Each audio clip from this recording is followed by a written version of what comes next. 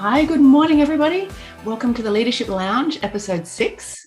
So last week we talked about motivating employees, and this week we thought we'd go on to something related but slightly different, and that's talking about unengaged employees.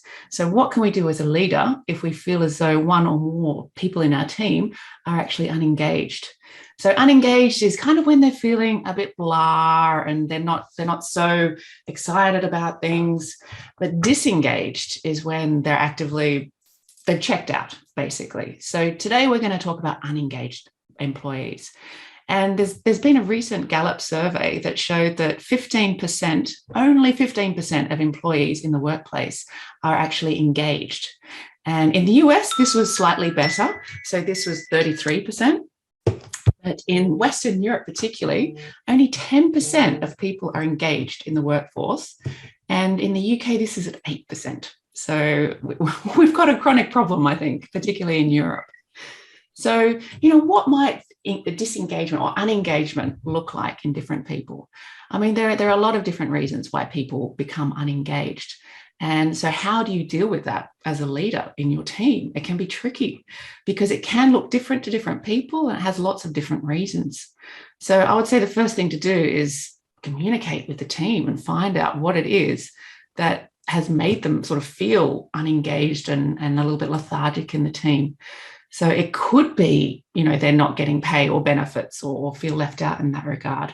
But it might just be that they're lacking social interaction. That's been a massive thing, sort of social isolation in the pandemic. So, that's really been dragging a lot of people down. So really finding out what's going on and communicate with the team, find new ways of drawing people together, because that lifts people up naturally when they feel heard and they can trust other people in their team as well. So that's a massive thing you can do for people.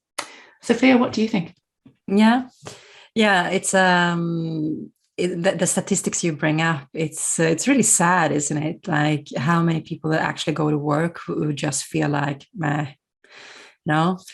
So I think one thing that is really important when you are having people like that on your team or in your organization is that don't mix up this with laziness or unwillingness to work.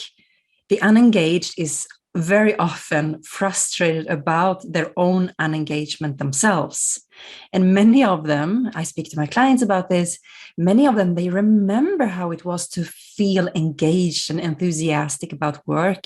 So they actually suffer from this loss of that spark. But you can help them. So like you were saying, also like find out the real cause. Why are they unengaged?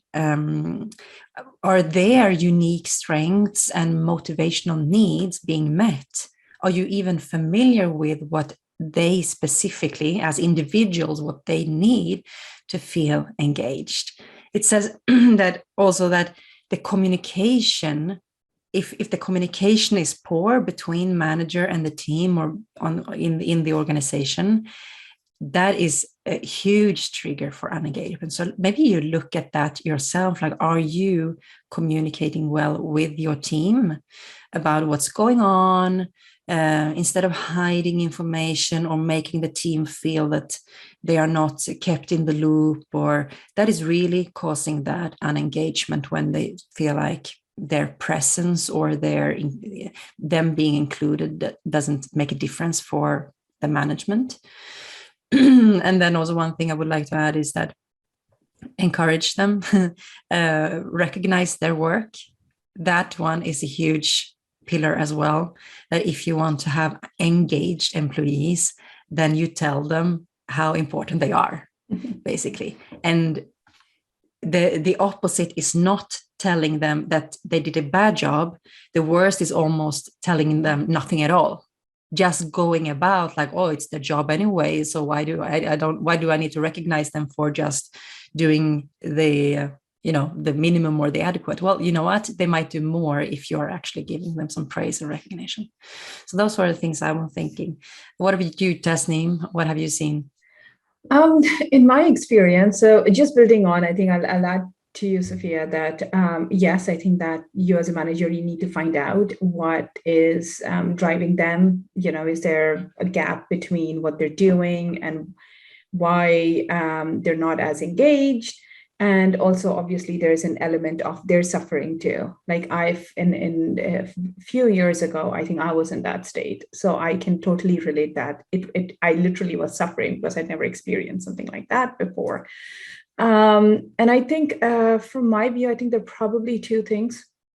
I agree with both of you on all of those factors. Another thing is that I think that there's a lot of onus on the employee as well to figure out why there's a lack of engagement. So they're not disengaged, right? They're showing up at work, they're doing their job as well as they can, but as well as they can would be a lot better if they were engaged.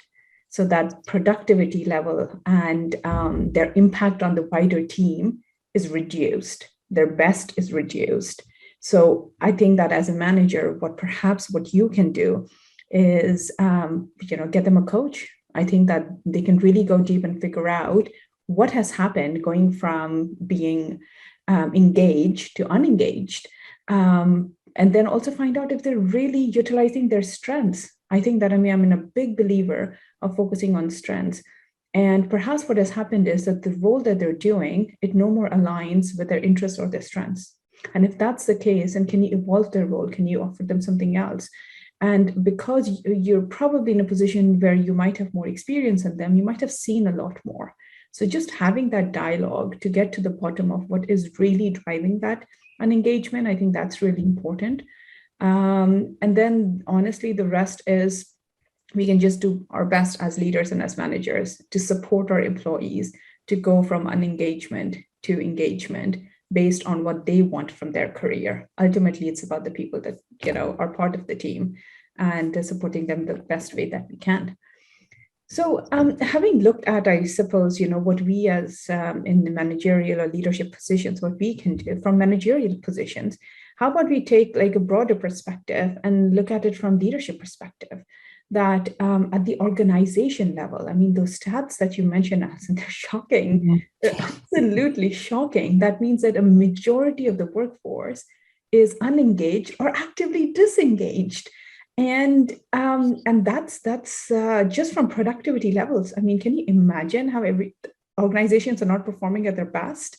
The clients are not being served well. The output in terms of ROI is not as strong as it can be. So what can organizations do at the macro level to ensure that that bucket of unengagement is actively reduced?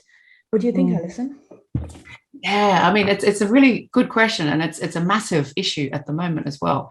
As we talked about, people are unmotivated for different reasons and unengaged for different reasons. But generally, they do need to feel heard. Whatever their reason is, they need to feel that somebody cares.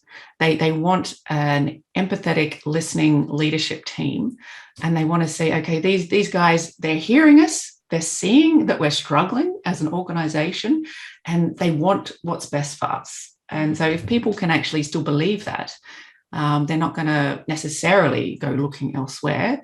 They might say, well, I can stick this out because we can do this together.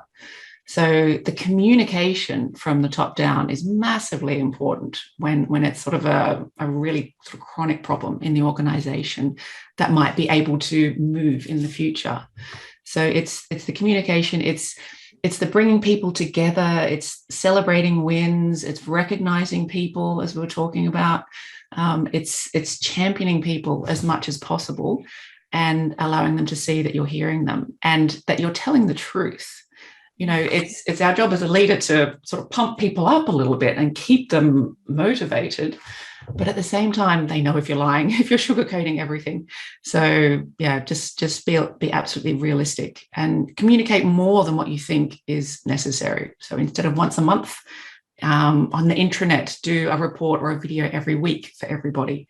Just so people can actually see you and know that you're around and feeling the same things they are. I think that's important. Sophia, what do you think? Yeah, no, I totally agree with you. I think also this is so extremely important to keeping the employee engagement high.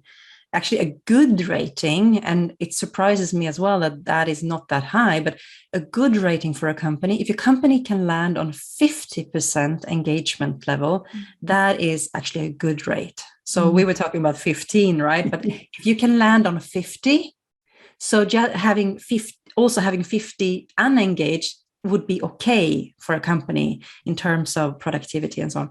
It's extremely important to work on the employee engagement, because and how to bring that up, because that has a direct effect on the productivity and the profitability, the return on income, and everything that you as a company that you really seek, right? And your clients will see it as well. If you have unengaged employees, the clients will know. So I think it's time to take this into the boardroom and have that as a specific agenda in the boardroom.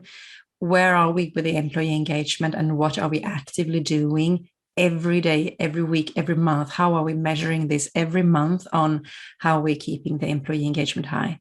So, for example, are we communicating? Are the managers communicating well? What is the feedback? And are everyone feeling that they are being kept in the loop, being encouraged and recognized? So time for the board members to put this on their agenda. What do you think, Tasneem? Yeah, I agree. I mean, as you were talking, I was just thinking that I think it's time to hold the leaders accountable. If the unengagement rates are so low, what is happening at the ground level? So you're talking about filtering it down right from the top and going really down. Anyone who has a position of influence, who has a say, should be held responsible for their team's engagement levels and well-being. One of the reasons people get unengaged or disengaged is because they don't feel looked after.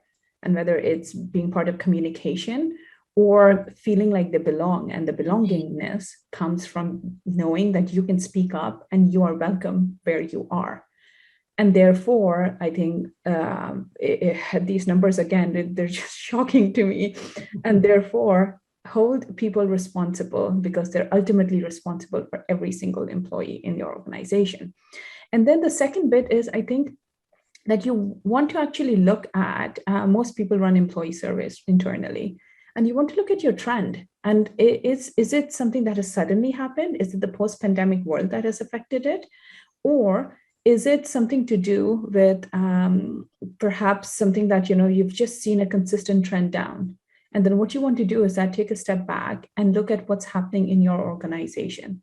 Have you been focused too much on growth without really noticing what's happening internally?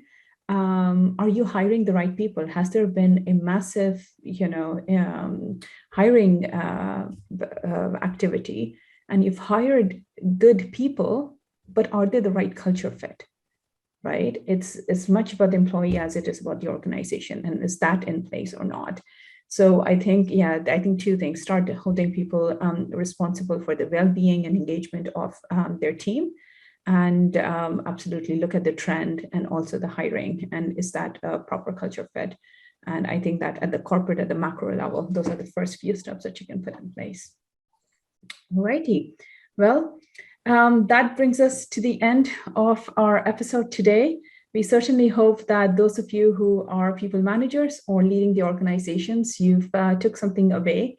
And as always, we would love to hear from you. If you've experienced this yourself, the unengagement bit, or you're managing people who are unengaged, do leave us comments or reach out directly, because as always, we would love to hear from you. And I'm sure that if you've got something different to add to this, other people watching this and reading the comments will benefit. So thank you very much for staying with us. And until next week, see you. See you. Thank you.